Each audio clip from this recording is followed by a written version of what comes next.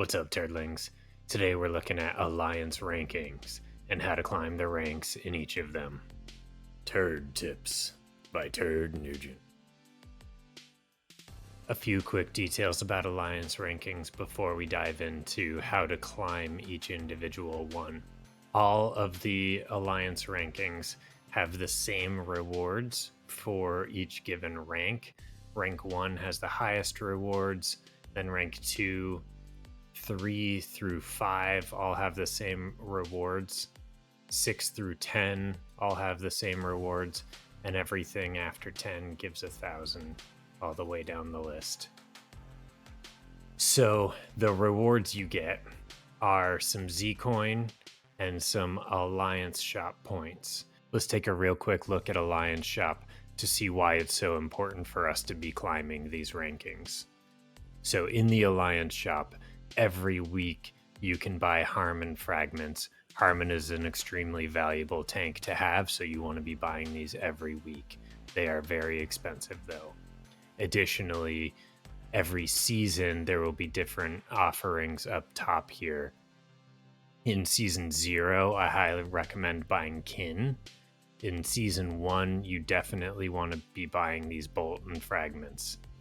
Additionally, it's really good to purchase and save these faction recruitment tickets each week so that you can use them at the start of the new season to get the new heroes. And then once you're in Season 1, you can start purchasing zone passes. It's really good to be purchasing 4 of these a week. Now, if we total up all of those purchases I just recommended, that's 190,000 Alliance Shop tokens a week. Now, let's take a look at how we get that 190,000. So there are 7 ways to acquire Alliance Shop points in the game. The best way is bauxite mines. You can acquire a total of 100,000 contribution points from bauxite mines every week. This can be expanded by purchasing the Elite Mining card. It expands the cap to 200,000. Now, if you capture and hold level 10 bauxite mines all week long, you can hold a total of 14 of them, and that'll get you 140,000 points if you bought the mining card. After that, you have to get the rest from destructive mining, and getting 600,000 destructive mining points in a week is a little bit of a far-fetched goal. So really, this Elite Mining card, you're going to be getting maybe an extra 50,000 if you're on top of everything. But bauxite mines are the best way to get Alliance Shop points. After that, anything that says per time is not capped. So they are only capped by the number of times you are able to do them in a week. Ordinary donation, if we're doing that every day, we can get a total of 7,000 points here. Daily diamond donation, if we are maxing that every day, we can get a total of 14,000 points per week here. Daily assistance, this one is capped at 6,000. Make sure you're hitting that 6,000 a week. That's just by when somebody starts a construction, a research, or troop healing. Just click that assistance button to help them out, and you will get shop points. Rallying against zombies, I believe this is specifically mutated, possibly Kaya's and Bifron's and Ferocious as well. But if we're just looking at mutated zombies, if you're doing your 5 a day, that's 2,800 points a week. Alliance growth missions, this one is capped at 1,750 points a week. Alliance leaderboard, this is where Alliance rankings come into play. So you can get a max of 60,000 here, but doing so would mean you took first place in 6 of the 7 events, or first place in 5 and top 10 in 2. That's not quite achievable unless you're in a small alliance or your alliance members really aren't trying to go for these. Even if they're not trying and you're in a large active alliance, you're probably not taking first place in 6 of them. I think the best I've done is top 3 in 5 of them. So if we total all of these up to determine what our maximum weekly possible points is, we get a total of 190,550. That is without the elite mining card. With the card, it's 290,000, but probably more like 240,000. Now, earlier we added up what the ideal weekly purchases would be, and that came to 190,000.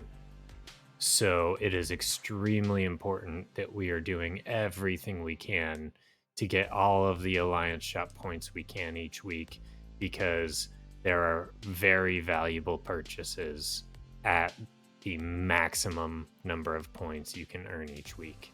So we want to be getting as close to that as possible. So let's talk about how to climb the rankings. The first one in the list is merit. Now, merit, there are a few ways to earn it. The first being participating in city captures. We can be top 3 in the kills of the city capture. We can be top 3 in destruction. We can win city capture battles. This is every time you deploy on the city if you have a victory. And then we can restore prosperity. So I highly recommend participating in city captures, as that is going to be the primary way to get a lot of merit. After that, we have killing or wounding soldiers of other commanders, specifically grievously wounding. Other commanders means players. I do not believe this works on NPCs. I haven't paid close enough attention to identify it, and this game does lie to us sometimes. If you know whether killing soldiers of NPCs gives us merit, be sure to drop it in the comments section below to help us all out. Moving on, after killing soldiers, everything else in this list is for Season 1 and beyond. So if you're in Season 0, those are your only 2 ways of earning merit. For Season 1, we have capture a block of any level. I won't get into the rest. You can read these and determine based on what season you're in. So that's how we earn merit. Now, as we can see at the top, there's a maximum of 300 merit each week that you can earn. You can buy the merit pass for $10 US to increase your cap by 200. What that's going to do is it's going to guarantee that you can be in the top ranks. As you can see, there are 4 players in my alliance who have purchased that. So they are rank 1 through 4 guaranteed. And the rest of us have to compete for positions behind them.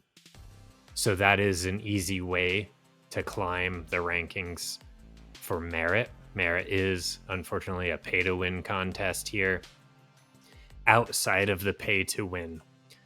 So if everybody is reaching the 300 cap, then how do we make sure we get into the top ranks? I have not tested this close enough to determine it yet, but there are 2 possible ways that the game could be calculating that.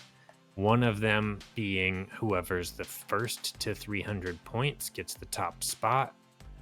The other possibility is that there is a secret calculation behind the scenes that we can't see that keeps track of your total merit you would have earned beyond the 300 cap. And that would be how rankings are determined. I don't particularly farm merit ranking. As you can see, I'm rank 19. This one isn't super important for my list. It might be for yours. So if you know the answer to that, if it's a race or if it's hidden total points, leave it in the comments section below for all of us to know.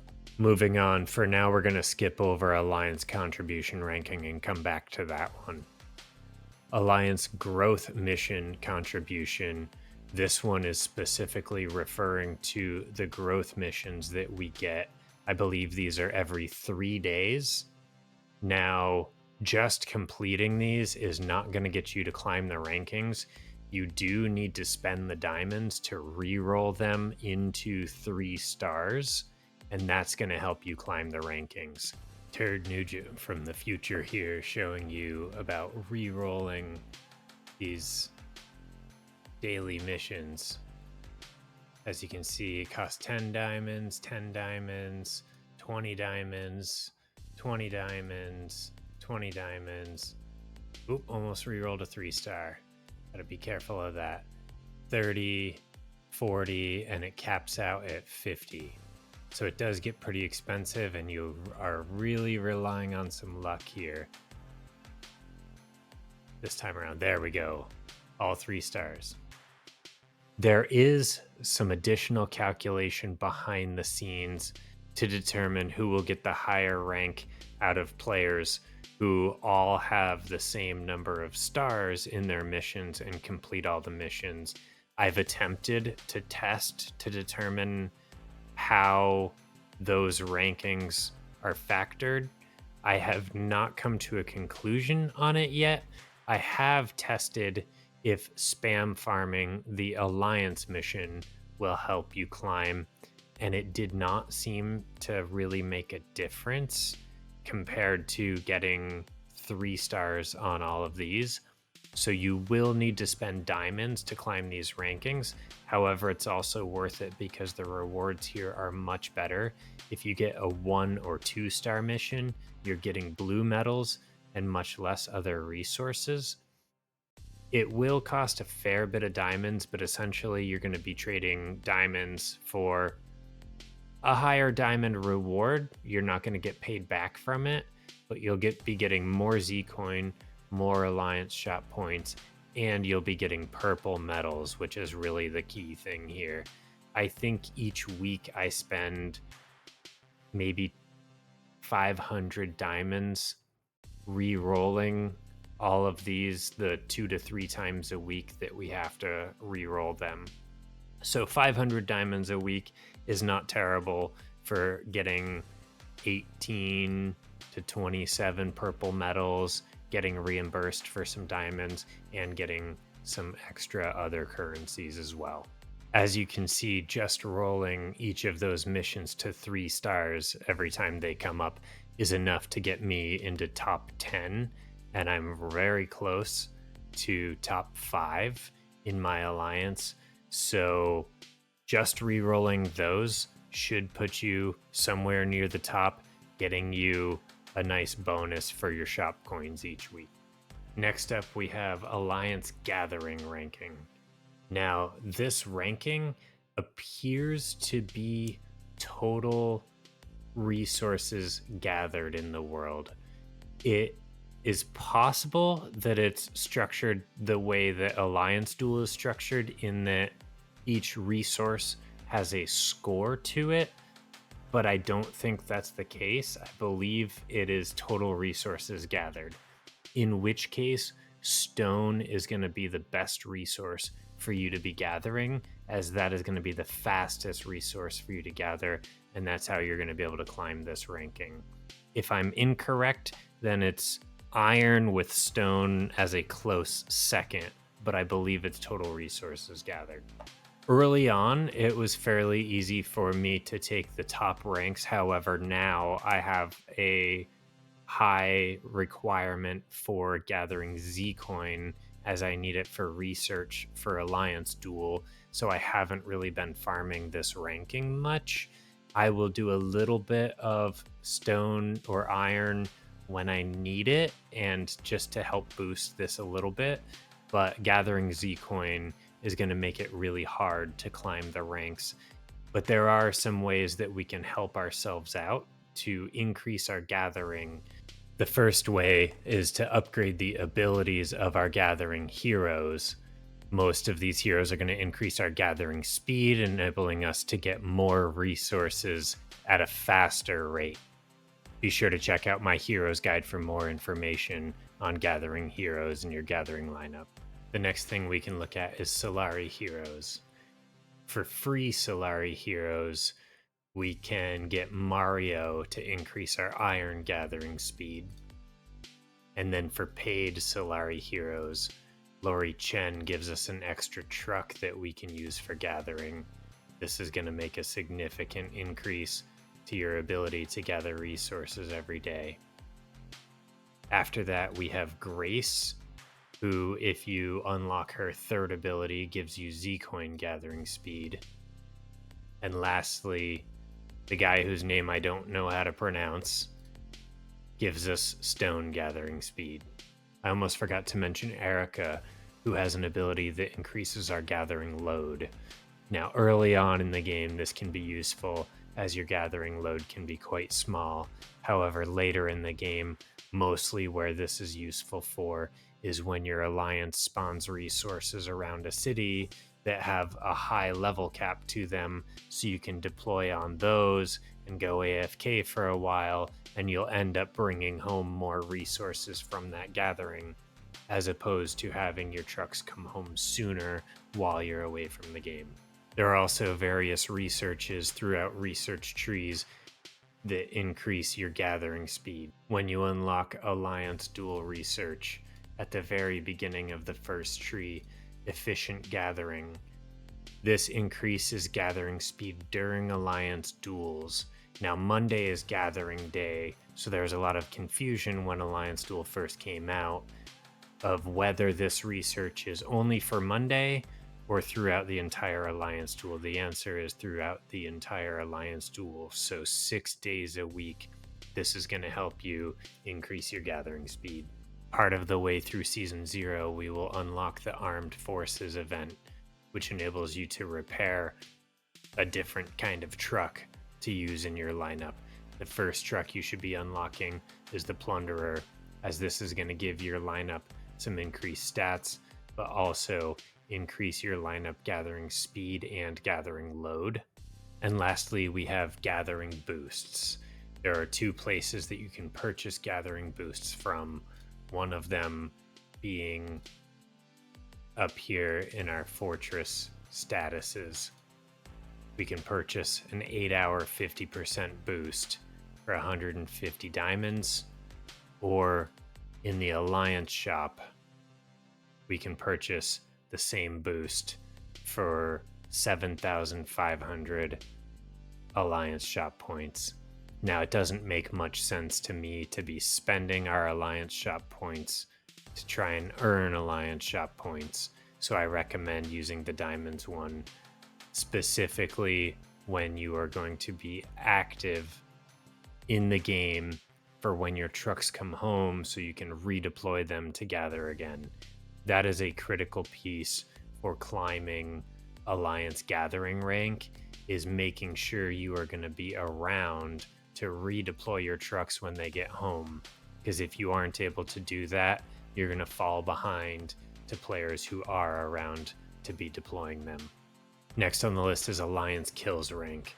This one is much more straightforward than the others, as you just need to kill enemy soldiers to climb this rank. Players and NPCs both count towards this, so the best way to climb this rank is to look for targets with a high soldier count in the fortress. I prefer in Season 0 to look for targets with anywhere between 5 to 800. Sometimes you can find them up to 900 soldiers in the fortress. Farming NPCs is probably going to be your easiest way to do this, as a lot of players are going to have their trucks out gathering and won't have the lineups in their fortress to get you a high kill count. If you are attacking an alliance, you can attack a lot of players very quickly, but you want to make sure you're focusing on the fortresses with the highest troop count. Otherwise, you'll just be spending your durability in your trucks without getting a lot of kills. When attacking other players, it's very tempting to use the bulletproof carport to increase the number of resources you are pulling from that player for a short duration. However, this is going to hold you back from climbing Alliance Kills ranking, as you're going to be spending double the durability to get triple the resources. So you'll have half the durability for deploying attacks, which means half the total kill count. So you're going to have to make a decision here. What's more important to you? The resources at the cost of the merit coins, or do you just go for the kills? That choice is yours.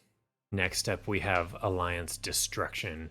This is specifically when your alliance goes to capture cities, deploying your destruction team to destroy that city's walls is how you're going to climb this ranking.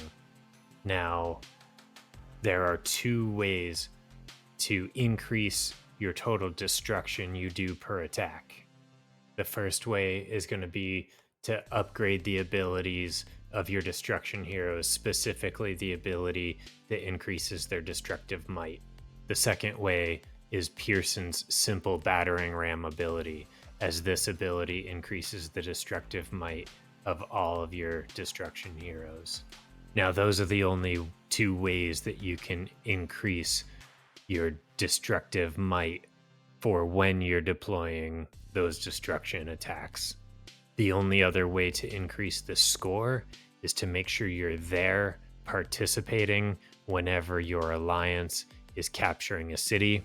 Now, I do take issue with the game having alliance destruction as one of the rankings here, because when capturing a city, all players get rewards from it.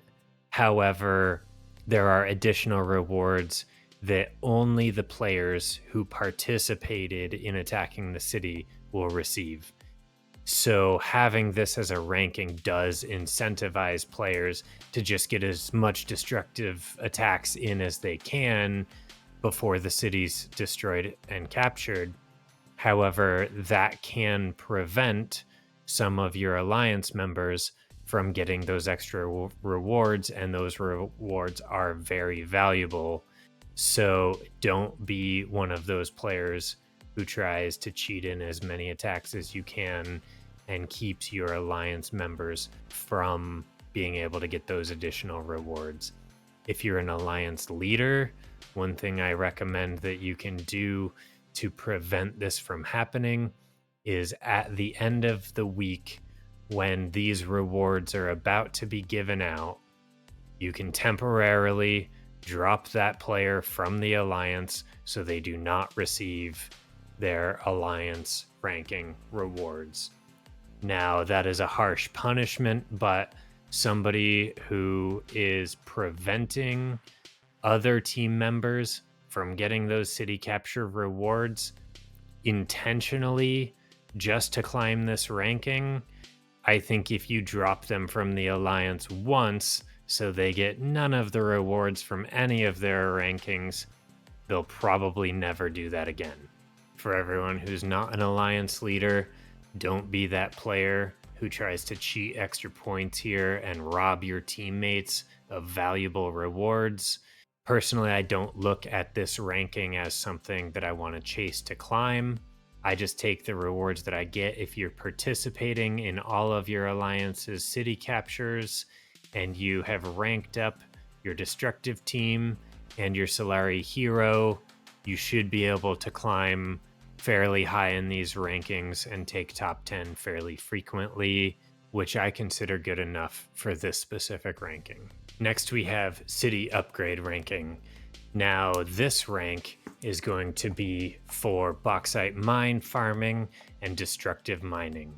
Basically, this rank is looking at your total aluminum you earn for the Alliance during the week. Now, as we saw before, there is a maximum number of Alliance shop coins you can earn from bauxite mines each week. However, there is not a maximum amount of aluminum that I'm aware of, and you want to be farming as much as you can so that you can climb this rank and doing destructive mining as much as you can to help push this rank even further. So this one is pretty straightforward. From bauxite mine farming, you can earn a maximum of 1,400,000 aluminum. Now, as we can see, that is very hard to achieve. No one in my alliance is going to achieve it. So those who are going to be at the highest are getting as close to that as possible, while also doing some destructive mining to push their points up a little further. I think the most destructive mining points I've ever gotten in a week was about 300,000 or 400,000, which is a lot. That was a lot of bauxite mines that I was attacking that week. So you can, if you fall a little bit behind like I have this week, you can do some destructive mining to catch yourself back up. One thing to note with this rank, if you are having other players do destructive mining on your mines so that you can time your mines for different events, that is going to hold your score back here. That's a big part of the reason why my score is fairly low. But considering I've been doing that all week long and I'm still in rank 5, that's good enough for me. I'm still going to be getting very good rewards, and I have been getting all of the rewards for timing my mines for other events as well. So as long as you are actively taking bauxite mines, specifically level 10 bauxite mines, you should have no problem climbing the ranks here. And the final ranking to look at that we skipped over earlier is Alliance Contribution Ranking. Now, this ranking is kind of a group of different activities all compiled into one ranking. Under the exclamation mark in the top right corner, we can see what those various activities are, including helping your alliance members, which is specifically that little assistance icon to the right when somebody does a new construction, research, etc. You can help speed up that activity for them. So you want to be making sure you're clicking on that. Not only does it get you extra alliance shop points as we saw earlier, but it also helps you climb in this ranking. Additionally, defeating mutated zombies. So you want to be making sure you kill your 5 zombies a day, as that's going to help you climb this rank here, as well as getting you the daily rewards we saw earlier and so much more. Additionally, completing growth missions. As we saw, there's a growth mission contribution ranking as well. So completing those missions is going to help you climb in 2 different rankings. Now, the one thing that it doesn't say here that does help you with this score is your city upgrade score also counts towards your overall alliance contribution ranking. It does not tell you this in that exclamation mark, but I've tested it and it does make a difference. So make sure you are farming those bauxite mines, as it will get you 2 alliance rankings, not just 1. So to wrap up this video, it will be up to you to determine what specific rankings you want to focus on climbing. I have attempted to climb them all in the past, and trying to get top 3 in all of them is quite difficult to achieve if you are in a large alliance, as you only have so much time, your trucks only have so much durability. If you're always having trucks out for gathering, trying to take rank 1 here, it probably means that you're not getting your alliance kills, you're not doing destructive mining. When you go to invade another alliance, are you attacking their fortresses? Are you attacking their bauxite mines? You're going to have some decisions to make as to what rankings you personally want to try and climb.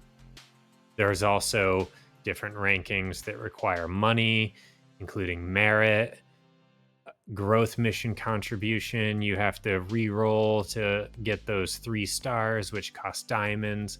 A lot of things for gathering cost money to unlock.